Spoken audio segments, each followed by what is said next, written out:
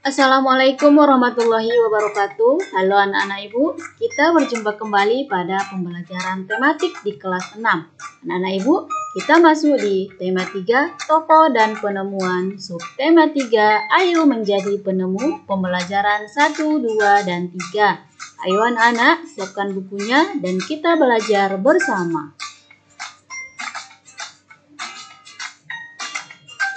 Anak-anak, kita sudah mempelajari tokoh-tokoh dunia dengan penemuannya. Lalu, sikap-sikap seperti apakah yang harus dimiliki untuk menjadi seorang penemu? Ayo kita belajar dari Pak Habibie. Anak-anak ibu, bacalah teks biografi tentang perjalanan hidup Pak Habibie berikut ini. Baca dengan teliti anak-anak. Disiplin dan kerja keras awal dari sebuah inovasi yang cemerlang.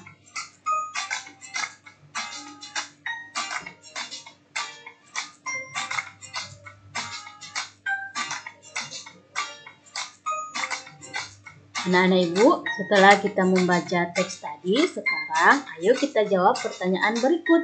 Yang pertama, apa topik masalah dari teks tersebut? Topiknya adalah biografi dari Profesor Dr. Baharudin Yusuf Habibie. Yang kedua, apakah teks tersebut adalah jenis teks eksplanasi ilmiah? Teks tersebut bukan termasuk teks eksplanasi ilmiah karena teks tersebut berisi rentetan peristiwa penting dari seorang tokoh.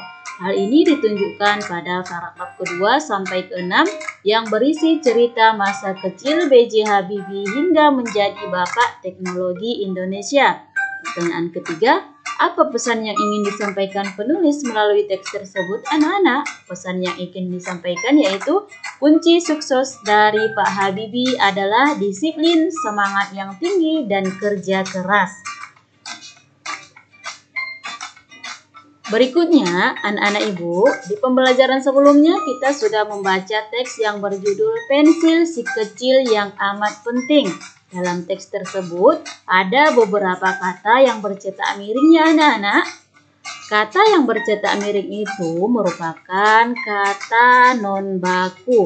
Mari kita tulis ke dalam bentuk tabel berikut dan kita tuliskan kosakata bakunya. Misalnya, kosakata non-baku ada di situ gimana sih? Seharusnya kosakata bakunya adalah bagaimana. Kemudian yang kedua, kosakata non-baku ada bikin. Seharusnya kosakata bakunya adalah membuat. Sampai dan seterusnya hingga yang nomor 16. Gak bisa bikin. Kosakata bakunya adalah tidak bisa membuat. Apa anak-anak kosakata baku itu? Kosakata baku adalah kosakata yang penulisannya telah sesuai dengan pedoman umum ejaan bahasa Indonesia. Sebaliknya, kosakata non-baku adalah kosakata yang penulisannya tidak sesuai dengan pedoman umum ejaan bahasa Indonesia.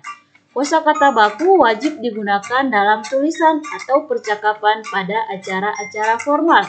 Kosakata non-baku boleh digunakan dalam bahasa percakapan pada acara non-formal, seperti saat berbicara kepada teman dalam kehidupan sehari-hari. Habibie dengan penemuannya telah memberikan manfaat yang cukup besar terhadap dunia transportasi, khususnya pada transportasi udara. Bagaimana pengaruh alat transportasi terhadap kehidupan ekonomi masyarakat Indonesia anak-anak? Sekarang coba amati proses distribusi dalam kegiatan ekonomi berikut ini. Distribusi adalah kegiatan penyaluran barang dari produsen kepada konsumen. Coba kita perhatikan gambarnya. Barang yang dihasilkan di pabrik akan didistribusikan melalui transportasi udara ataupun transportasi darat ke dalam gudang penyimpanan. Kemudian dari gudang penyimpanan akan disalurkan kepada toko-toko. Dari toko akan disalurkan kepada konsumen. Bagaimana pengaruh alat transportasi modern terhadap penyebaran barang-barang hasil produksi pertanian, perikanan, dan industri? Apa yang akan terjadi pada kehidupan masyarakat jika tidak terdapat beragam alat transportasi modern seperti pesawat terbang, kapal laut, kereta api, dan truk kargo? Nah, anak-anak, sekarang ayo kita isi diagram berikut ini. beragam hasil produksi, di antaranya ada bahan makanan, obat-obatan, alat elektronik, peralatan sekolah, kendaraan, dan bahan bangunan. Nah, dampaknya terhadap kehidupan masyarakat jika ada alat transportasi untuk menyalurkan hasil produksi tadi, pendistribusian barang menjadi merata, harga barang stabil, meningkatkan ekonomi masyarakat, mendukung pembangunan, dan mendukung pendidikan. Tapi, jika tidak ada alat transportasi, bagaimana kehidupan masyarakat? Distribusi barang tidak akan merata, harga barang tidak stabil, ekonomi masyarakat tidak stabil, memperlambat pembangunan, dan pendidikan juga tidak merata. Berikutnya, anak-anak ibu, kalian pasti suka mendengar radio bukan? Ayo kita cari tahu bagaimana radio ditemukan dengan membaca kisah di bawah ini. Anak-anak, bacalah teks berikut. Guglielmo Marconi, sang penemu radio. Baca dalam hati ya, nak. Nah, berdasarkan teks tersebut, mari kita jawab pertanyaan berikut. Menurutmu, apa dampak penemuan Guglielmo Marconi bagi warga dunia, anak-anak? Manusia dapat berkomunikasi menggunakan radio, mengirim pesan menggunakan telegraf, dan mendeteksi posisi pesawat menggunakan teknologi radar. Ketiga hal tersebut dapat dilakukan dari jarak jauh. Kemudian yang kedua, apa yang akan terjadi jika Guglielmo Marconi tidak menemukan radio?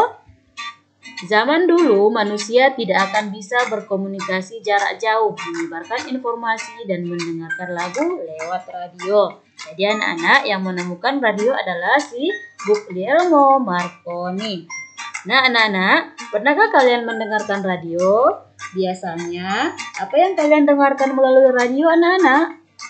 Lani suka sekali mendengarkan berbagai lagu dari stasiun radio. Ketika Lani mendengarkan radio di kamarnya, volume suara radio itu keras hingga adiknya yang sedang belajar merasa terganggu. Menurut kalian, apakah Lani sudah menggunakan hak dan kewajibannya secara seimbang anak-anak? Belum ya. Meskipun Lani berhak mendengarkan lagu dari radio, tapi Lani tidak memikirkan kewajibannya untuk mendukung adiknya mendapat pendidikan. Ya, meskipun Lani punya hak mendengarkan radio, adik Lani juga mempunyai hak untuk belajar dengan nyaman. Hak Lani dibatasi oleh hak orang lain. Lani harus bertanggung jawab menggunakan haknya. Selain itu, setiap anggota keluarga mempunyai kewajiban untuk menjaga kenyamanan di rumah. Anak-anak, coba perhatikan gambar berikut. Apakah di dalam gambar sudah melaksanakan hak dan kewajibannya dengan tanggung jawab? Kita lihat gambar yang pertama. Terlihat ada 3 orang siswa yang sedang mengendarai sepeda motor ya anak-anak. Apakah mereka telah menggunakan haknya dengan tanggung jawab? Belum, karena mereka belum cukup umur untuk memiliki hak berkendara. Kemudian, apakah mereka telah melaksanakan kewajibannya dengan tanggung jawab? Belum juga ya anak-anak, karena mereka tidak menaati undang-undang berkendara seperti memakai helm, berboncengan 3 orang, dan berkendara tanpa SIM. Gambar yang kedua, ada seorang anak yang sedang mengikuti ujian ya anak-anak. Apakah dia telah menggunakan haknya dengan tanggung jawab? Belum juga ya, karena dia mewujudkan haknya mendapat nilai tinggi dengan cara yang salah, yaitu dengan cara mencontek. Dan mencontek itu adalah salah satu perbuatan yang tidak jujur. Dan apakah dia telah melaksanakan kewajibannya dengan tanggung jawab? Belum juga, karena dia tidak mau belajar sebelum ujian. Menurutmu, mengapa kita harus melaksanakan hak dan kewajiban dengan tanggung jawab? Karena hak yang kita miliki terdapat hak orang lain yang wajib dihargai. Sehingga hak dan kewajiban yang kita lakukan tidak hanya berdampak bagi diri sendiri, tetapi juga orang lain. Maka keduanya harus kita seimbangkan. Dan apa yang akan terjadi jika kita tidak melaksanakannya? Akan merugikan diri kita sendiri dan juga orang lain. Berikutnya anak-anak, cobalah baca teks eksplanasi berikut dengan teliti. Rangkaian lampu di kelasku. Nah, di dalam teks eksplanasi ini ada beberapa kata non baku. Temukan ya anak-anak. Kemudian perbaiki kata non baku tersebut. Contohnya di sini ada dipakai. Temukan kata non baku yang lain, tuliskan ke dalam bentuk tabel berikut ini. Seperti contoh tadi ada kosakata non baku dipakai, kemudian kita perbaiki menjadi kosakata baku seharusnya adalah dipakai. Selamat mengerjakan anak-anak. Sampai di sini pembelajaran kita hari ini ya. Sampai jumpa di pembelajaran berikutnya. Assalamualaikum warahmatullahi wabarakatuh.